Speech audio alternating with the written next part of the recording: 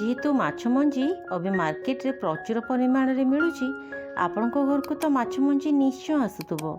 तेबे चलंतु माछ मंजी को मु केमती रोसई करे आपणक सहित शेयर करिवि। नमस्कार, आपणको काकुलिस क्वेश्चन को बहुत बहुत स्वागत। तेबे चलंतु स्टार्ट करिबा रेसिपी। तो देखंतु दर्शक बंधु, एठी मु 250 ग्राम रो माछ मंजी नेछि। माछ मंजी को प्रथमे आमे भलो भाबरे धोई दबा, तापर याकू बढ़िया भाबरे चकड़ी दबा। ये देखो माछ मंजी को भल भाव चकटी नहीं। माछ मंजी को भल भाव आगुरी चकटिकी रखिले यहाँ बनवाई सुविधा हुए। तो देखो दर्शक बंधु, एबे आम ये गोटे चमच हलदी पाउडर देदेबा, ता सहित गोटे चमच लंका गुंड देदेबा, आउ स्वाद अनुसार ये लुण देदेबा। ता सहित ये आम 2टी कटा पियाज देदेबा। ये मो पियाज को चुना चुना करके काटिकी नहीं। आउ ता सहित ये छोट छोट पीस रे काटिकी रखिथिबा किछि रसुण आउ कट्टा कंचा लंका देदेबा। ता सहित यार टेस्ट को बढ़िया पे इथिरे गोटे कट्टा टमाटो देदेबा। आउ ता सहित बढ़िया फ्लेवर आनिया पे किछि कट्टा फ्रेश पुदीना पत्र देदेबा। माछ मंजी बरा रे बढ़िया सॉफ्टनेस आनिया पे इथिरे गोटे सिझा आलू पकेबा। सिझा आलू निश्चय पकेबे, देखिबे माछ मंजी बरार स्वाद बहुत ही बढ़िया लगिबो आ बहुत ही बढ़िया नरम बनिबो। ता सहित में किछि कट्टा भृसंग पत्र देदेबा। आउ ता सहित बाइंडिंग पई एठी 2 रु 3 चमच बेसन देदेबा। आउ ता सहित अध चमच गोलमरीचर गुंड देदेबा।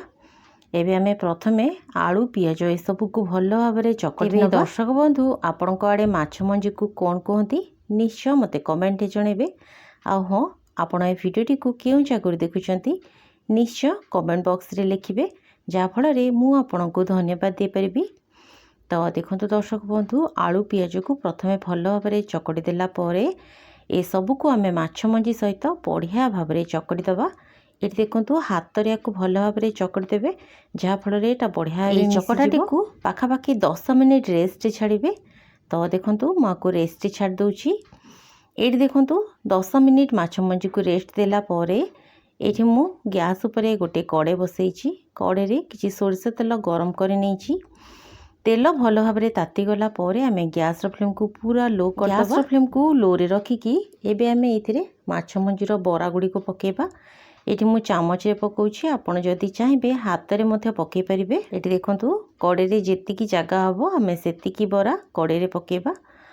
देखंतु बरा गुडी को पके देला परे आगु मो पाखापाखी 5 मिनिट छाड़ देइथिली। 5 मिनिट परे आमे ए सब को भलो भाबरे ओलटी नेबे। मन रखिबे गैस रो फ्लेम को जमा हाई करिवेनी। हाई फ्लेम रे जदी छाणी देबे माछ मंजी गुडी को ऊपर लाल हे जिवो, तेबे भितरु एकदम कंचा रहि जिवो और खाइबा पई भलो लागिबोनी। तो देखंतु दर्शक बंधु, गैस रो फ्लेम को लो टू मीडियम रे रखिकी माको बढ़िया गोल्डन और क्रिस्पी होला पर्यंत छाणी नेबी। तेबे दर्शक बंधु, आपण माने जदि मो चैनल ले नुआ अछंती आ एपर्यंत चैनल टी को सब्सक्राइब करनांती ताहले प्लीज चैनल टी को सब्सक्राइब करिबा सहित पाखरे थिबा बेल बटन टी को प्रेस करके ऑल ऑप्शन रे क्लिक कर देबे, जहा फल रे मु जहा भी वीडियो अपलोड करिबी तार नोटिफिकेशन आपण सर्व प्रथमे पाइबे। माछ मंजी गुडी को जेतेबेले गोल्डन कलर हे जिवो गैस रो फ्लेम को हाई करके एको बढ़िया भाबरे भाजी नेबे। तो देखंतु माछ मंजीर कलर आपण देखिकी जानि पाउतबे बढ़िया गोल्डन और क्रिस्पी हे गला। एबे आमे याको गोटे प्लेट ऊपर को बाहर बरा गुडी को ऊपर पूरा क्रिस्पी और भीतर एकदम सॉफ्ट हेछि, जेहेतु एथिरे आलू पड़िछि यार टेस्ट नियारा। एबे चलंतु मु आपनको पाखु देखुछि आ गोटे भांगी की देखै दउछि। एठी देखंतु ऊपर पूरा क्रिस्पी हेछि किंतु भीतर एकदम सॉफ्ट। एबे रेसिपीटी जदि आपनको भलो लागिला प्लीज गोटे लाइक करिवे। चैनल ले नुआ थिले चैनल टी को सब्सक्राइब कर देबे। तेबे रहिली पुणी देखा हबा आ गोटे नुआ रेसिपी रे। धन्यवाद।